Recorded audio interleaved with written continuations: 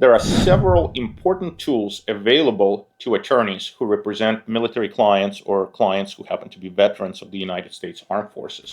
In this important video, we're going to break down a couple of these vehicles that will provide you with an opportunity to save your freedom, to save your reputation, and possibly even preserve your military career or upcoming military retirement. Many of our clients in both misdemeanor and felony courts happen to be either current or oftentimes former members of the United States Armed Forces who are now facing charges of DUI, domestic violence, potentially assaultive crimes, or other criminal allegations. Conventionally, these people will be represented the same way as anybody else charged with a crime. They will have an opportunity to negotiate their case. They will have an opportunity to have various aspects of their background considered in traditional plea bargaining negotiations and potentially go to trial to clear their name if they are innocent or assert their innocence.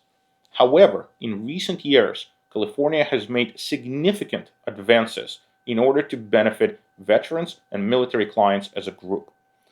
Specifically, studies have shown that veterans who participate in either mental health treatment or substance abuse treatment together with other veterans significantly benefit from it, so much so that they have virtually non-existent recidivism rate.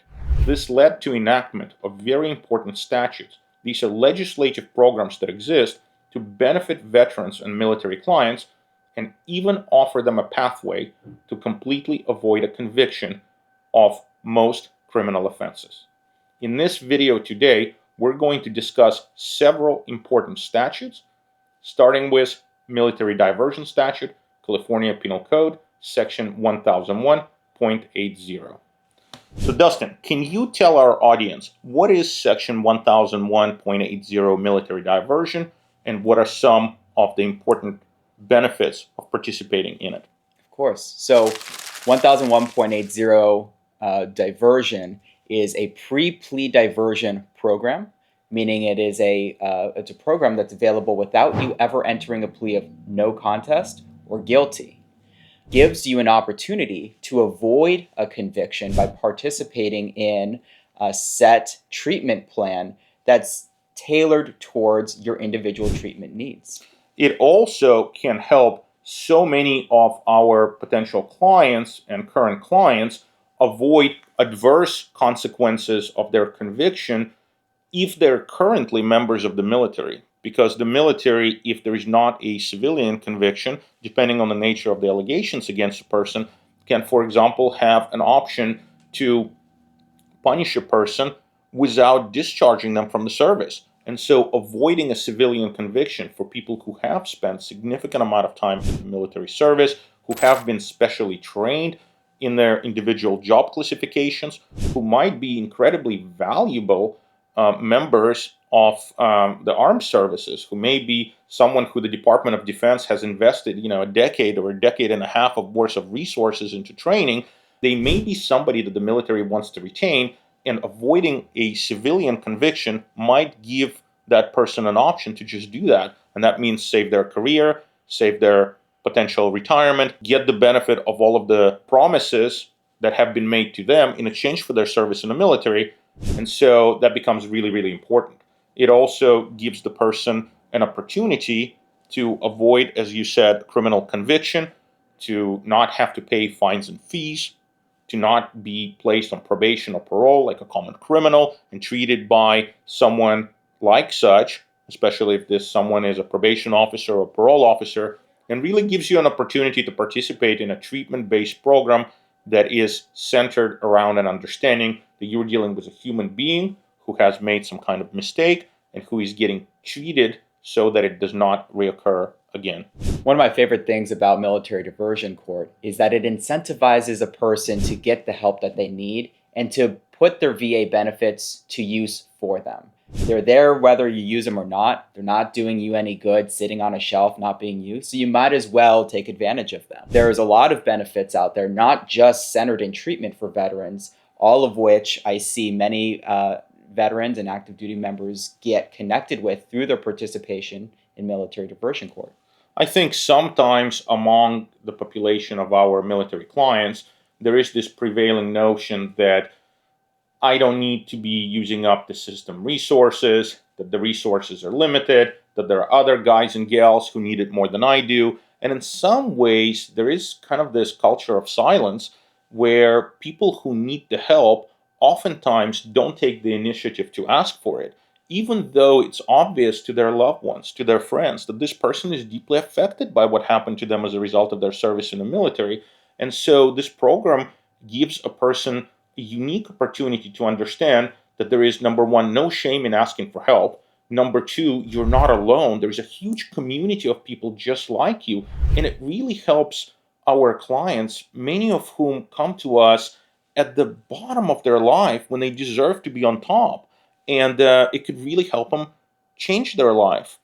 One of the cases that I'm really proud of was an individual I represented several years ago who recently graduated, and I believe you were in the courtroom with me when he graduated military diversion. But this particular gentleman was an honorably discharged member of the military. He's been through our criminal courts a number of times, and each time it was a case that resulted in some sort of low-level conviction. He was homeless, he was estranged from his family, and he was walking around muttering things, and eventually got charged with making a criminal threat when he got into a confrontation with another person over picking cans out of a trash can. This is a person who has served his country honorably and was estranged from his family, hearing voices, having mental health issues, and digging through trash. This incredible program, thanks to the people in it, thanks to wonderful social workers, thanks to psychiatrists, thanks to, frankly, all of the program volunteers, the judge, the district attorney, obviously work that we have done, truly changed this person's life. He was placed into a special housing program that allowed him to overcome his homelessness. He was placed into a special program that allowed him to get career resources, and he ended up getting a professional license as a commercial driver, got a good job, ended up getting permanent housing. He truly reintegrated back into society. And instead of being a homeless veteran muttering to himself, getting into verbal arguments with people on the street, he now had a job, a home, and a life. And to me, that seemed to be incredibly meaningful and fulfilling. And the cherry on the top was, of course, his criminal case was handled favorably. His criminal case, in fact, resulted in no conviction. His arrest record was sealed, and he got all of the help that he needed, and he could have gotten that before if only someone recognized that this individual needed this, if someone bothered to petition for it, to advocate for him, and made those resources available. It was years of suffering that could have been avoided. You know, Dustin, I don't know if you've ever had this question before, but every once in a while I will have someone who says, well, how come people who have served in the military get this preferential program that results in their case being dismissed, and I don't? And that's a question that I always find frustrating, because to me the answer is very clear: because they deserve it. They earned it, and you didn't. It's as you say. When every serviceman and woman takes the oath to serve their country, they have earned the full array of benefits that we give to our veterans. It's not something that is given to them. It's not something that they just happen upon. It's earned. It's something that they earn with their affirmative decision to serve our country, to put their life on the line, to sacrifice their time, their lives, their mental health. And their families also suffer as a result, oftentimes. Right. So let's talk about this incredible program, Section 1001.80. This is a statute, meaning it's the law in California. And basically what it says is that if you are a current or past member of the United States Armed Forces who, as a result of their service, may have suffered from any of the following conditions, and the statute lists a number of conditions, such as post-traumatic stress disorder, substance abuse problems, frankly, any mental health issue that stems from the service in the military, prior victimization, such as military sexual trauma. That means if you were a victim of sexual assault while serving your country, and traumatic brain injury, just to give some of the examples.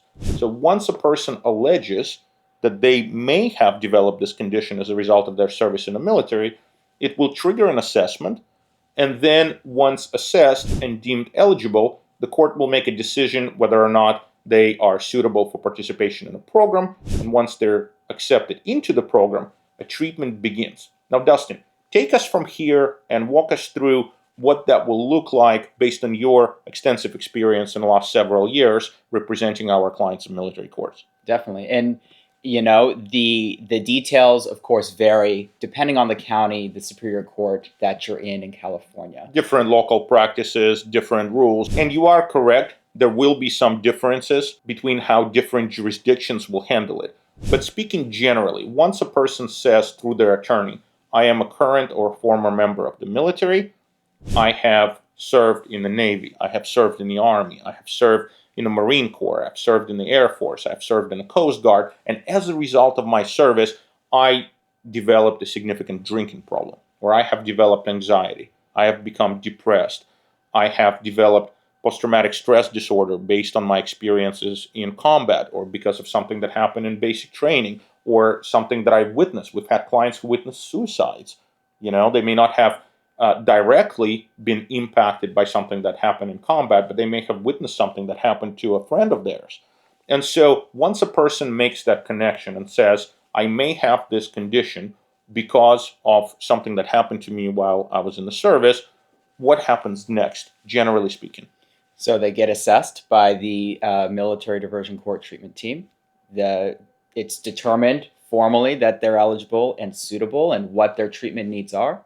And then they're paired off with members of the treatment team. Sometimes counties give peer mentors to add that additional layer of support and guidance for the participants.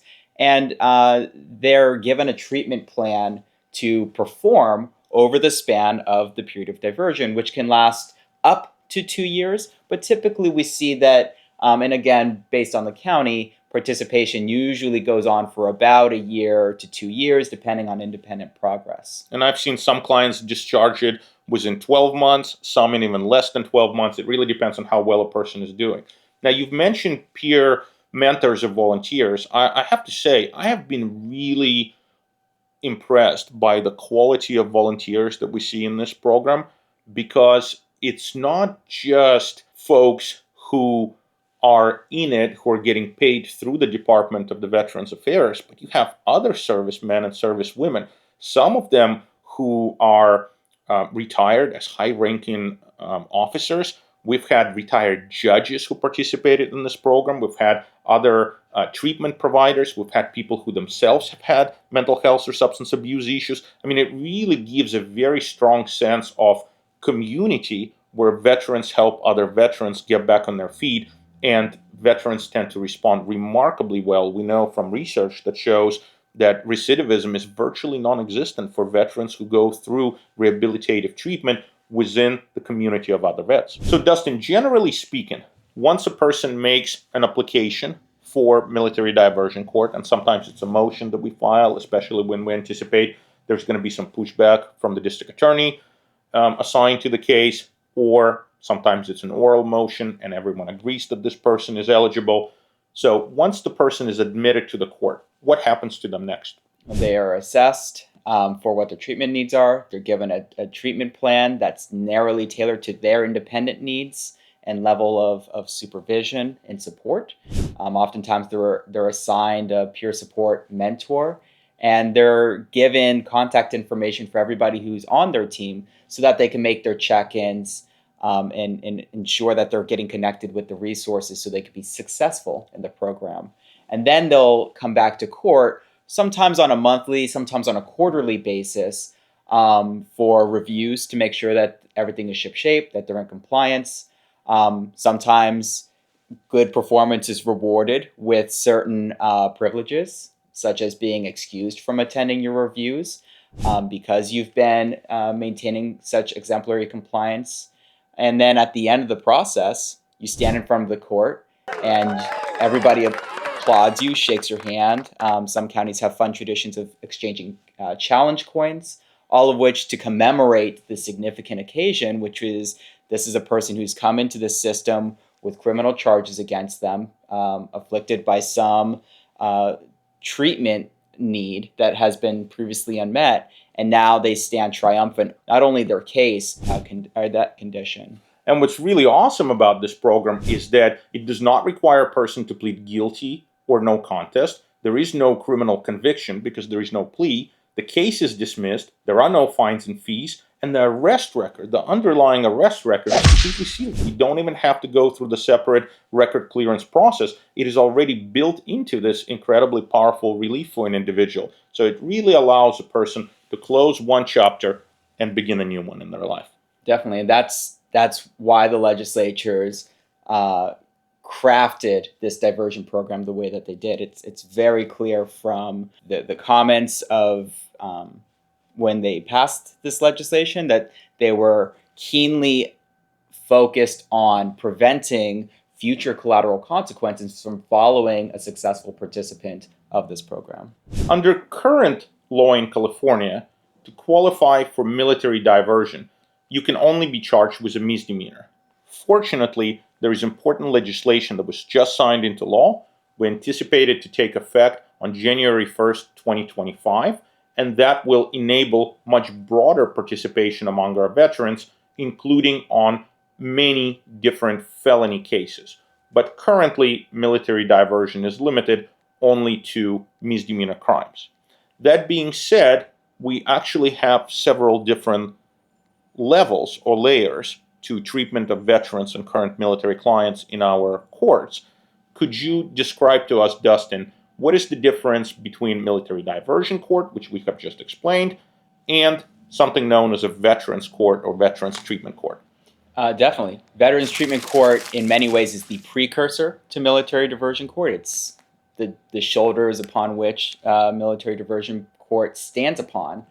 It is a very similar treatment program that is offered through our superior courts, intended to meet veterans where they are at and get them the treatment they need for the underlying service-connected conditions that led to their involvement in the criminal justice system.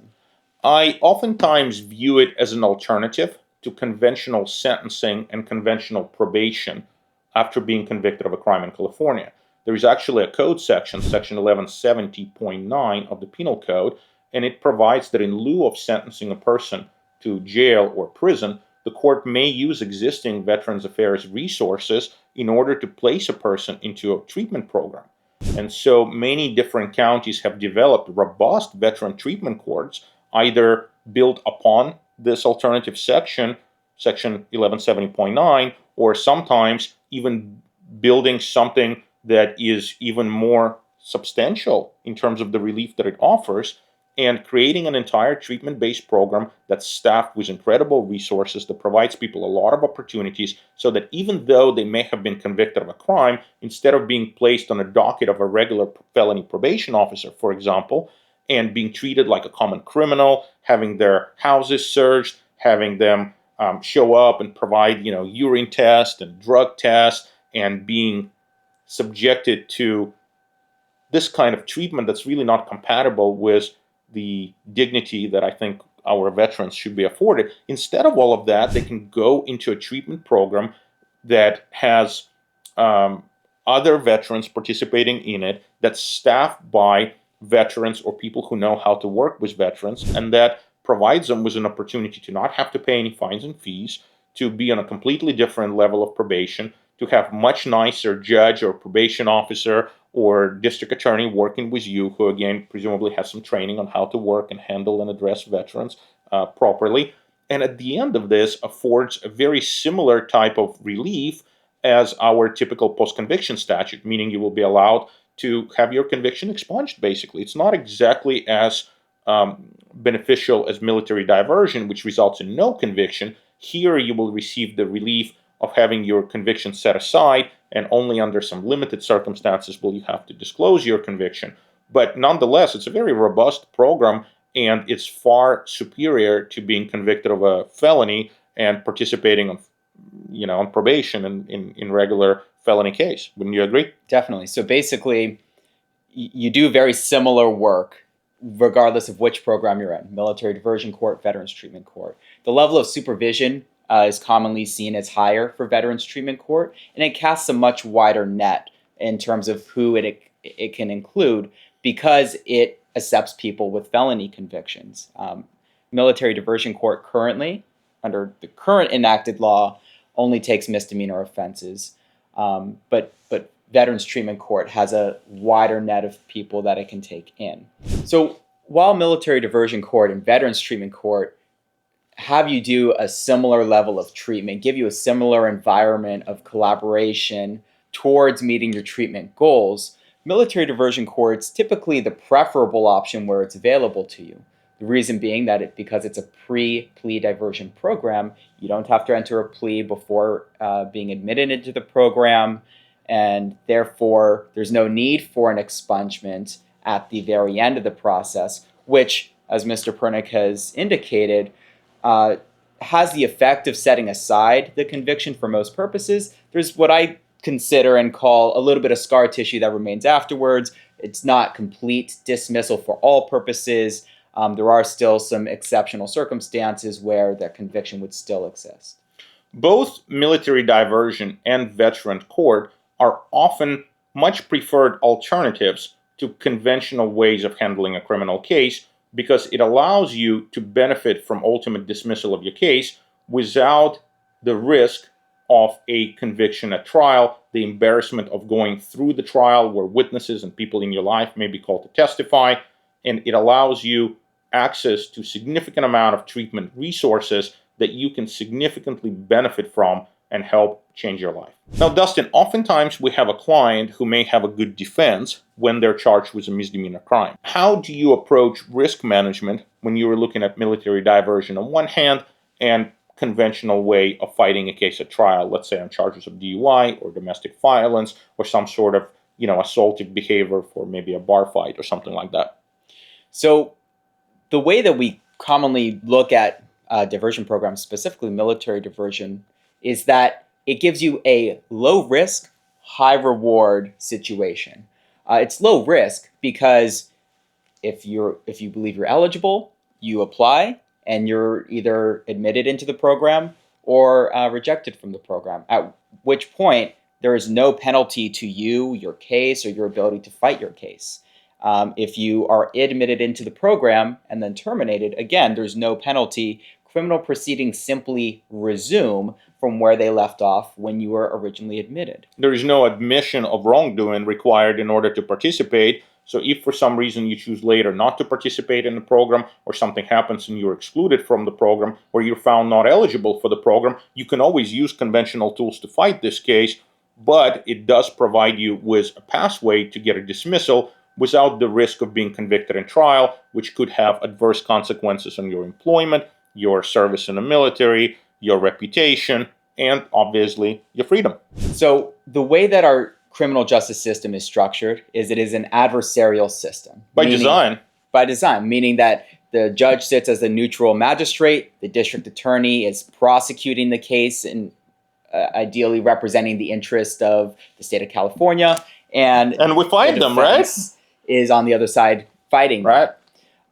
It's not the case when you are placed into military diversion court, which is a collaborative treatment court environment. And I would say uniquely so. It's one of those few places in a courthouse where you walk into the department and you see the district attorney being happy for your client because they're doing well in the program. It's one of those special few places in our justice system where every single person in a courtroom, once a person is admitted, obviously you have arguments. Sometimes case has really bad facts. Sometimes case has a victim. Sometimes the facts are really bad. And so the DA might oppose initially your client's admission into the program. But once your client is in the program, you walk into that courtroom with your client and everyone is on the same team. And it's your team, your client's team. Everybody is rooting for him or her to succeed, to do well in a program, to benefit from treatment. And at the end, everybody stands up and gives your client a standing ovation when they graduate and have no criminal record. You just don't see that in a criminal justice system outside of these unique specialty courts. It's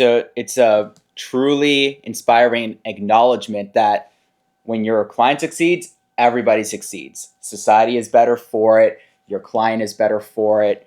And the system, the justice system, actually lives up to the word justice in its name. Definitely. 10 things to know if you are a member of the United States Armed Forces or a veteran charged with a crime in California. Number 1, being charged with a crime does not need to end your military career, especially if you're able to avoid the conviction in the civilian court. Number 2, you do not have to currently serve in the military in order to benefit from this program. If you have ever served in the military, even if your service was a long time ago, you can still qualify. Number 3, you do not need to have served in a combat theater in order to be eligible for military diversion. Rather, you simply need to present that you may have an eligible condition that's connected to your service. Number 4, you can obtain an incredible amount of help and have court-supervised professionals develop a robust treatment program that centers around your individualized treatment needs. Even if you're having some difficulty applying for VA benefits or have been overwhelmed by the amount of bureaucracy previously and never bothered to apply, these people can work with you in order to get you to a place where you can finally start to benefit from the benefits you have earned as a result of your military service. Number 5, VA resources don't just stop at treatment that's available to you. You can seek housing and other types of services, connecting you with employment opportunities and things like that through the VA. You will be part of a network of other veterans and members of the military. And oftentimes those of our clients who participate in veteran courts come by really awesome employment opportunities, for example, through the connections and the friends that they have made. Similarly to how people in the recovery community sometimes benefit from those connections. So it really makes you feel that you're not alone. You're part of something that's bigger and stronger than you are. You're part of a family, you're part of a team, and you can truly grow and benefit as a result of it. Number 6, you can get your case dismissed and the arrest record sealed so that that incident is not having a future effect on your ability to obtain housing, employment, or affect your personal reputation. Number 7, participating in military diversion provides a person with a low-risk alternative to criminal trial. Instead of facing the prospect of losing and suffering a criminal conviction, possibly being placed on probation, and possibly going to jail, a person can have their entire criminal case dismissed without being required to admit any kind of wrongdoing and by benefiting from treatment resources that they most likely need in the first place. Number 8, even if you're not eligible for military diversion court, you may still be eligible for Veterans Treatment Court, a similar type of treatment program with similar objectives and benefits at the end in the form of expungement, reduction of felony to misdemeanor, and waiving of fines and fees. And starting January 1st, 2025, a new version of military diversion statute will actually permit veterans who are charged with eligible offenses to participate and get the same benefits of diversion if they can show that the underlying condition played a significant role in the commission of the crime. So quite similarly to our mental health diversion under section 1001.35 and 36, but now in the incredible community of veterans with all the resources and support of the Veterans Treatment Court. So either way, going through military courts is an incredible opportunity for an eligible veteran or service member to get the help they need and obtain a much better outcome in their criminal case in order to get out of trouble and stay out of trouble. Number 9, Military Diversion Court is one of the only diversion programs in the state of California that accepts DUI cases. Most other diversion programs specifically state that DUI offenses cannot be placed on that form of diversion. However, Military Diversion Court was given a special exception, which is very significant because a great majority of misdemeanor charges out there are for DUI offenses. And many of our military clients happen to be young. Many of them happen to be off duty, happen to pick up a drink or a series of drinks. Consuming alcohol in large amounts is unfortunately common among members of the military. And so many of our young military clients will have DUI charges, and military diversion program gives them an incredible opportunity to not lose out on a year and a half of service that they've put in before being arrested for DUI, to save their military career, to potentially accept some form of extrajudicial or non-judicial punishment, to avoid a conviction in civilian court and move on with their life, knowing that their youth does give them some runway to make mistakes and not pay for it with the rest of their future. And number 10, you're not alone. And there's no shame in looking for help, looking for support.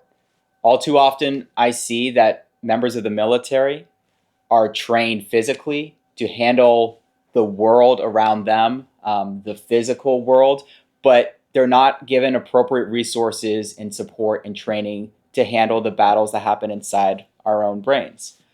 So there's no shame in seeking help. There are others out there like you. There are others out there who, because of their service, have a drinking problem, have depression, have anxiety, have PTSD. And the biggest win for me and for every member of the Veterans Treatment Court team, Military Diversion Court team, is seeing veterans or active duty members come in on the day of their graduation and acknowledge that they were lost when they came into the system, but they were found with their fellow men and women in arms, that they found support in their community, and that they're willing to give back, to pay that forward, and to continue that goodwill for other members who were in their shoes. In fact, some of the people who are now peer mentors within our military courts are former participants in the program who have acquired the tools necessary to become successful and who have made the decision to continue giving back to the same folks. And so it's a really rewarding process. And by participating in it, you can not only avoid harmful consequences of a criminal accusation, not only avoid a criminal conviction, not only get the tools that you need, but also connect with others just like you and be part of an incredible family that you can contribute to and be proud of. We really hope you enjoyed this video. Please click like and subscribe. If you have any questions for Dustin or myself on this very important topic, we would be delighted to answer them. We care deeply about representing our military clients. We're really passionate about the work that we do with this particular population of clients. So if you have any comments, any thoughts, any feedback, please write to us, comment on the video, and we would be very happy to respond.